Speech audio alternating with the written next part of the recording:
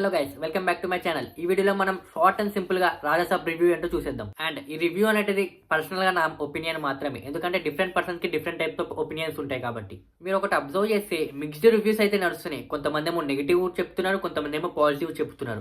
So ఇంకా late చేయకుండా movie ఎలాగుందో చెప్పేస్తాను చూడండి. మూవీ స్టార్టింగ్ లో అయితే ఒక టైటిల్ కార్డ్ వేస్తారు, అది చాలా బాగా నచ్చింది నాకైతే. సో ఇంకా ప్రభాస్ అన్న పర్ఫార్మెన్స్ విషయంకి వస్తే next level, one man show అని చెప్పుకోవచ్చు.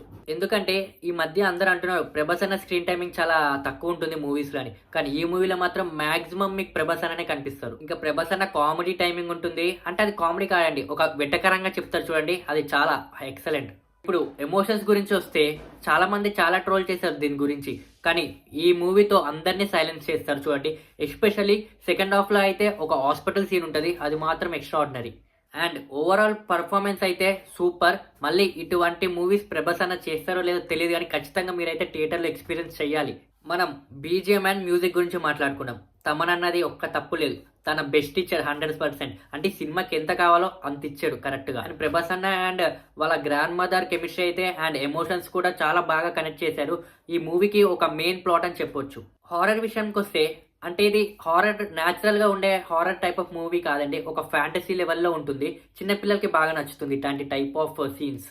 ఆ సంధ్యా దత్ గారి క్యారెక్టర్ లో ఆ మైండ్ గేమ్స్, ఆ హిప్నోటైజ్, ఇంకా మెయిన్లీ ఆ లాస్ట్ 30 minutes లో చాలా బాగా అనిపించింది. అండ్ ఇప్పుడు హీరోయిన్స్ మ్యాటర్కి వస్తే వాళ్ళు ఇచ్చిన రోల్స్ కి అయితే వాళ్ళు బాగా ఎగ్జిక్యూట్ చేశారు.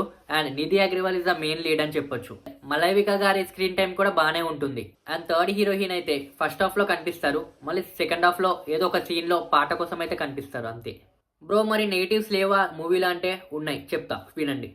సి గైస్, ఈ మూవీలో రొమాన్స్ అయితే ఏదైతే ఉందో అది అన్రిలేటెడ్ అనమాట, అది అవసరం లేదు ఈ మూవీకి. ఎందుకంటే మారుతి గారి దగ్గర ఉన్న ఆ స్టోరీ లైన్ ప్లస్ ఆ కంటెంట్ తోటి ఎటువంటి డిస్ట్రాక్షన్స్ లేకుండా అలాగ వెళ్ళిపోవచ్చు ఆ స్టోరీ అనేది.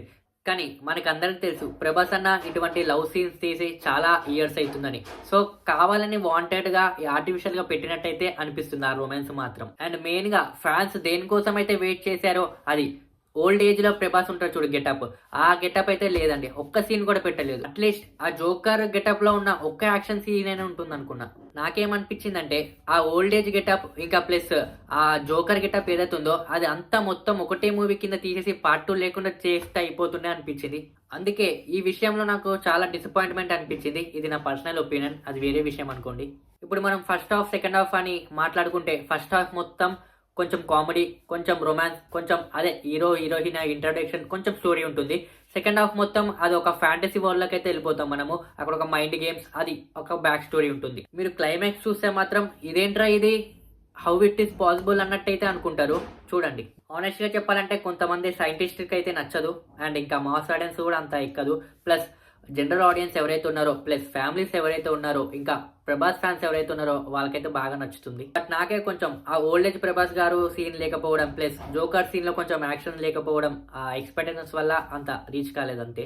నా విషయానికి వస్తే నేను సూపర్ హిట్ అని చెప్పలేను, కానీ బాగుంది సినిమా, చూడొచ్చు, ఖచ్చితంగా చూడాలి ఇటువంటిది థియేటర్ లో. గైస్ ఈ వీడియోకి అంతే. నా కంటెంట్ నచ్చితే please do like, subscribe, and next వీడియోలో కలుద్దాం.